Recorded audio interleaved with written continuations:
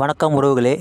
இன்றைக்கி நம்ம இந்த வீடியோவில் பிரதோஷ தினங்களும் அதன் பலன்களும் இந்த தலைப்பில் நம்ம இதை பற்றி பார்க்க போகிறோம். வாங்க வீடியோக்குள்ளே போகலாம். பொதுவாக ஞாயிற்றுக்கிழமையில் வரும் பிரதோஷத்தன்று சிவபெருமானை வழிபட்டு வந்தால் நம் குடும்பத்தில் உள்ள அனைத்து பிரச்சனைகளும் நீங்கிவிடும். பிரிந்த தம்பதிகள் ஒன்று சேருவார்கள்.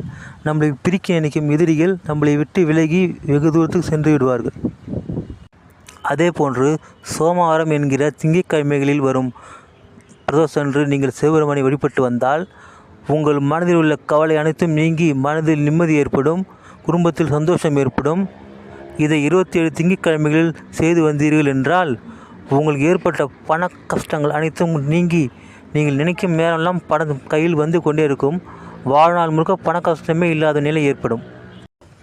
செவ்வாய்க்கிழமைகளில் வரும் பிரதோஷத்தன்று நீங்கள் சிவபெருமானை வழிபட்டு வந்தால் பித்ரு தோஷம் நீங்கும், முன்னோர்கள் ஆசி கிடைக்கும், உங்களுக்கு மனயோகம் உண்டாகும். கிழமைகளில் வரும் பிரதோஷ தினத்தில் சிவபெருமானை வழிபட்டு வந்தால் கல்வி தடை நீங்கும், கல்வி சார்ந்து எடுக்கும் அனைத்து முயற்சிகளிலும் வெற்றி பெறுவீர்கள், அனைத்து கலைகளிலும் சிறந்து விளங்குவீர்கள். வியாழன் கிழமை அன்று வரும் பிரதோஷ தினத்தில் சிவபெருமானை வழிபட்டு வந்தால் நாகதோஷம், செவ்வாய் தோஷம் உள்ளிட்ட அனைத்து தோஷங்களும் நீங்கும், குரு பகவானின் ஆசி கிடைக்கும், முன்னோர்களின் சாபம் நீங்கும். வெள்ளிக்கிழமை அன்று வரும் பிரதோஷ தினத்தில் சிவபெருமானை வழிபட்டு வந்தால் உறவுகளிடம் ஏற்பட்ட மனக்கசப்புகள் நீங்கி சுமூகமான நிலை ஏற்படும்.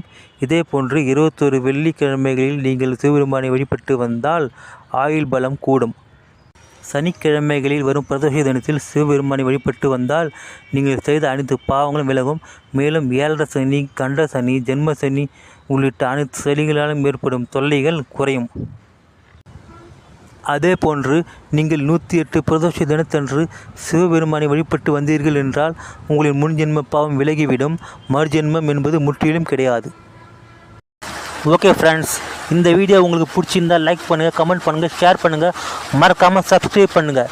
தேங்க்யூ.